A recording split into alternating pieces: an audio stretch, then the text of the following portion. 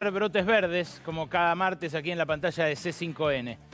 Conmueve, francamente, surcar la ciudad, andar en auto por el conurbano bonaerense en estas horas de restricción de circulación, porque lo que se ve es a una sociedad cuidándose, ¿eh? Más allá de todo este palabrerío partidista, lo que se ve, porque no hay tanques en la calle, ni tampoco controles demasiado exhaustivos, ni cantidad de multas o detenciones. Lo que se ve es a una sociedad cuidándose, una sociedad aterrorizada por una situación sanitaria que empieza a desbordarse, comités de ética que empiezan a formarse en los distintos sanatorios para ver a quién le dan el último respirador. En ese contexto, la principal preocupación que aparece en todas las compulsas de opinión que se están haciendo por estas horas es el bolsillo, es la economía. Hoy tenemos una noticia económica importante, muy relevante, que es la actualización del salario mínimo. Pero lamentablemente, asistimos a una actualización del salario mínimo que está por debajo de la inflación del año 2020, que está por debajo de la inflación interanual actual y que consolida la depresión del salario mínimo y prácticamente, diría yo, su desarticulación como herramienta de política económica.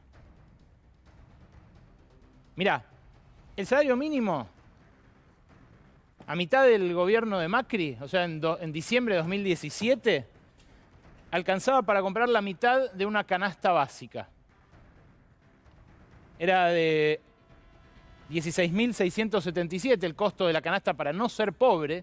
Esta es la canasta básica total, la que mide el umbral de la pobreza, y era de 8.860 el salario mínimo. Fíjate en términos reales, o sea, descontando la inflación, cómo fue perdiendo terreno, porque lo que tendría que hacer si mantuviera su poder adquisitivo es ir paralelo, ¿no? Ir paralelo a esa canasta básica que lamentablemente se le fue alejando. Fíjate vos cómo en el momento en el que entrega el poder Mauricio Macri, el umbral para no ser pobre era 35.648 pesos. Ese es el dato de octubre de 2019. Él dice que su gobierno económico terminó antes, terminó con las PASO. Pero bueno, ahí fueron las elecciones.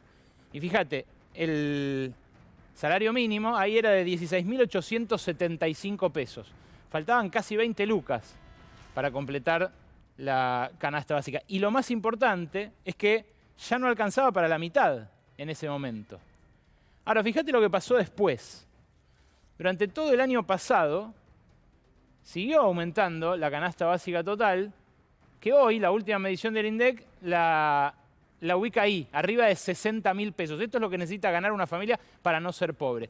Hoy el salario mínimo fue aumentado a 29.120 pesos. El gráfico lo terminamos antes de que saliera el laudo, por eso es que dice 29.000. Se sabía que iban a aumentarlo más o menos este 35%. Ahora, ese 35% va a ser efectivo recién en febrero del año que viene, porque este aumento es en 7 cuotas.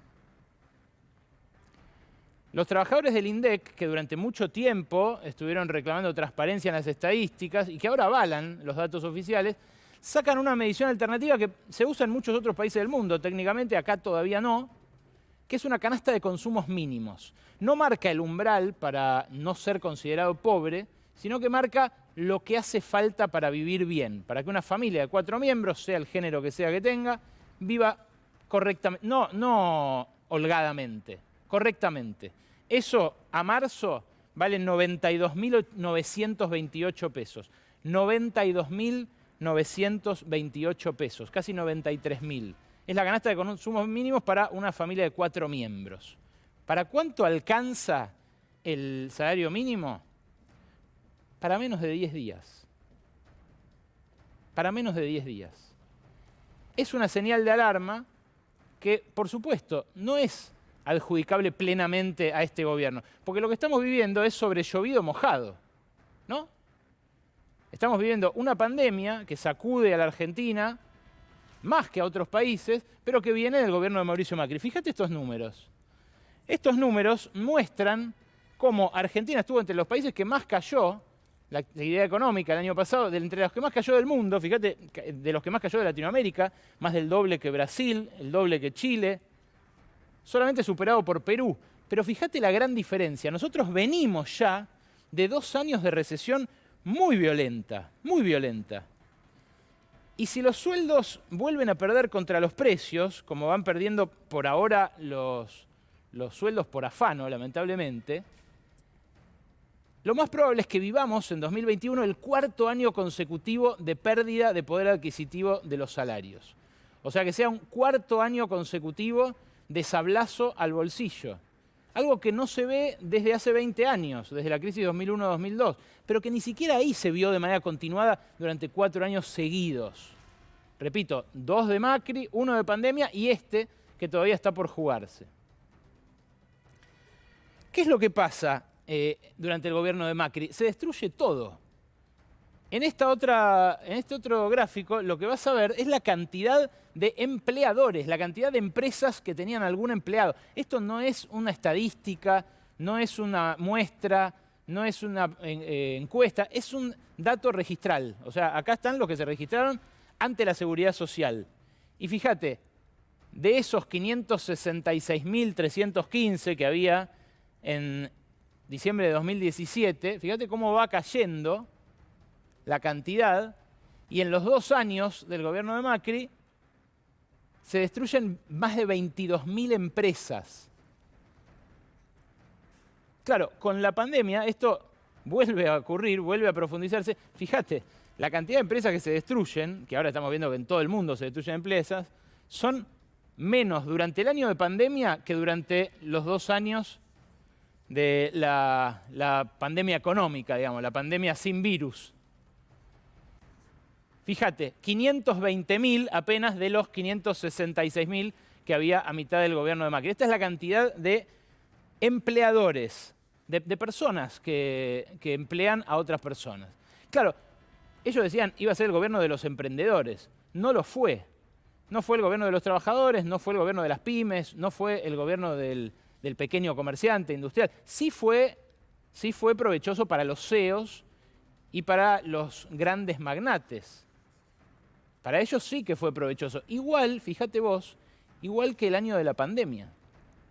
Este fin de semana me sorprendió muchísimo porque todavía uno piensa que hay pudor en determinada gente, en determinados actores sociales. Y la verdad que cuando los ves manifestarse públicamente, te das cuenta de que falta registro de lo que está pasando alrededor. Marcos Galperín, el hombre más rico de la Argentina, destacó el fin de semana que la cantidad de vacunas ya supera la demanda. El desempleo baja fuertemente. En Estados Unidos está hablando, ¿eh? Él estaba muy de acuerdo con la política económica de Donald Trump. Ahora esto está ocurriendo con otra política económica opuesta, diría yo, que es la de Biden. La creación de nuevos empleos sube también muy fuerte y aunque hay menos empleos que un año atrás, todo indica que la crisis terminó.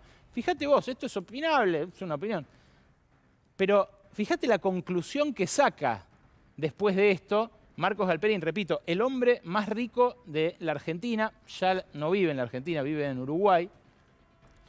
Dice esto: probablemente esta situación ayude a que más vacunas fluyan a los muchos países que no tienen suficiente.